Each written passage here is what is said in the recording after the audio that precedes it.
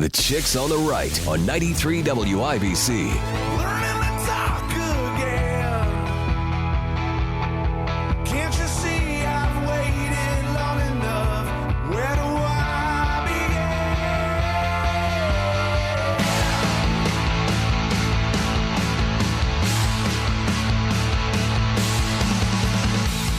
begin? Welcome to the Chicks on the Right show. We're the Chicks. I'm Mock. I am Daisy. Hello. Producer Will is here. Happy Monday, everybody. Thank you very much. It is Modern Music Monday.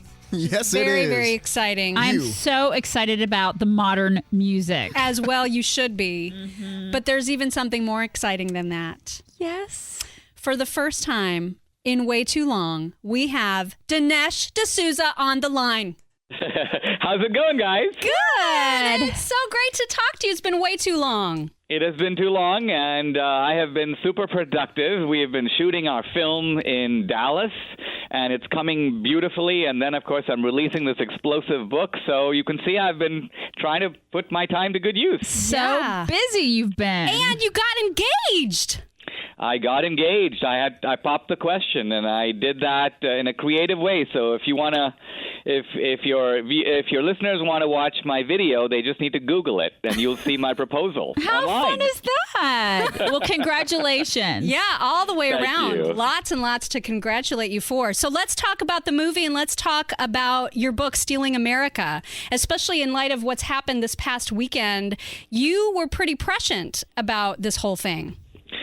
Oh, my gosh. You know, in 2016, we said that there is a gathering storm in the Middle East, and that what we're beginning to see is the emergence, the term I used was the United States of Islam, a kind of movement to create an Islamic state and bring back the old caliphate.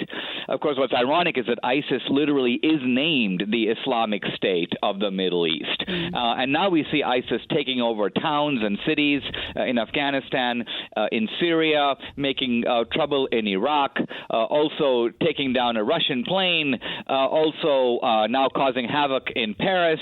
And what's strange is not even all that. I mean, I certainly feel vindicated about all that, but the very kind of bizarre, introspective, curiously indifferent response of Obama, very similar, by the way, to Hillary's response in Benghazi.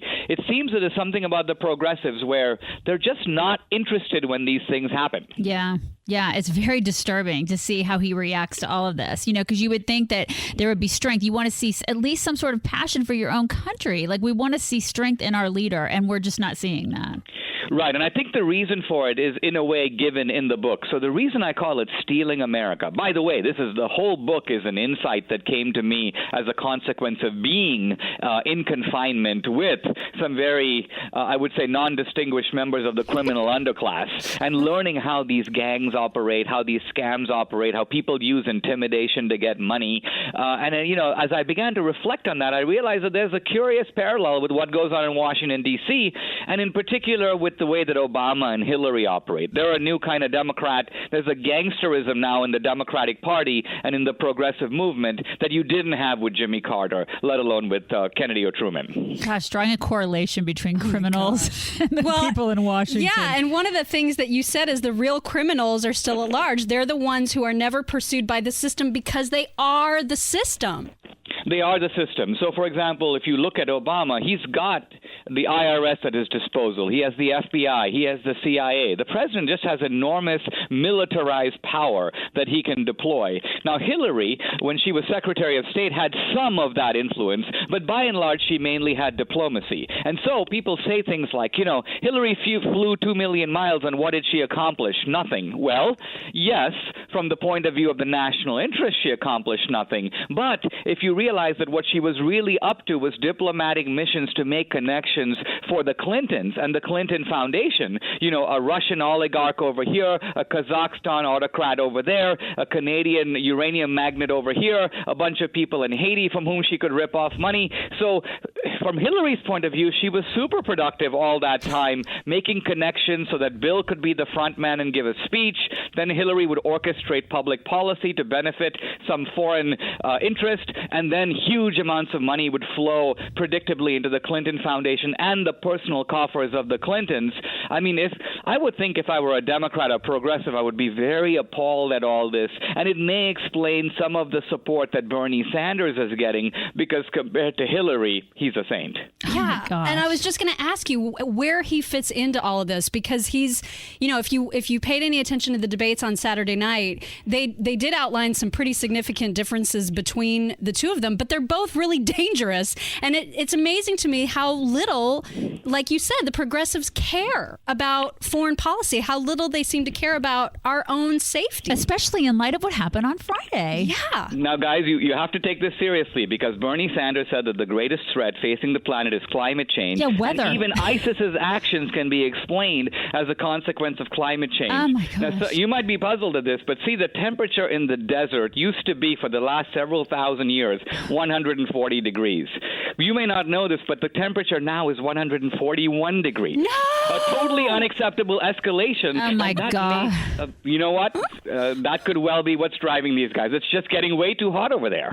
I can't deal. I mean, it really is. It's frightening. It's frightening to me. It's like they are absolutely tone deaf. Yeah. I mean, you think that something, what would have happened on Friday night, I thought for sure it would have turned something around. That on Saturday night, we would have heard some sort of a difference in Bernie Sanders' dialogue, because I thought, okay, surely he's not going to talk about the weather.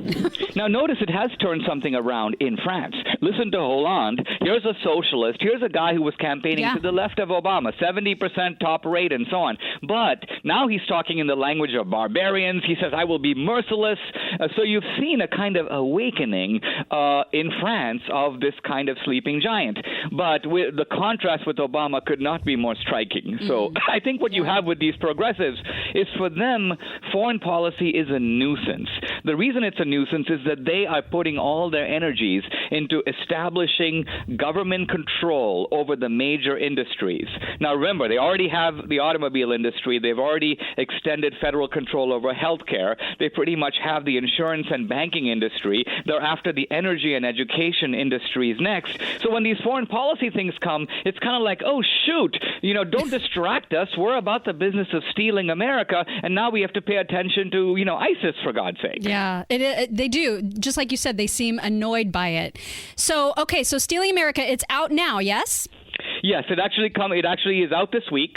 And here's the piece of good news for me, which is that Costco, which had pulled my book the last time around, has made a huge order of books. So the book will be, of course, in Barnes & Noble, of course, on Amazon, but it's also going to be very prominently displayed in Costco. Well, look at that. And the movie comes out when? Now, the movie will come out next summer. I'm actually thinking of releasing it the week of the Democratic Convention, because the Democrats are going to give us the official narrative of progressivism and the Democratic Party, and I'll be giving you the secret, i.e. the true narrative of what this party and this movement are actually all about. Fantastic. That is perfect. Dinesh, so great to talk to you. We need to do it again soon. Thank you so much for your time today. My pleasure. Bye. Bye, guys. Dinesh D'Souza, you're listening to the Chicks on the Right, chicksontheright.com, and call us on our hotline at 684-8444, 8444.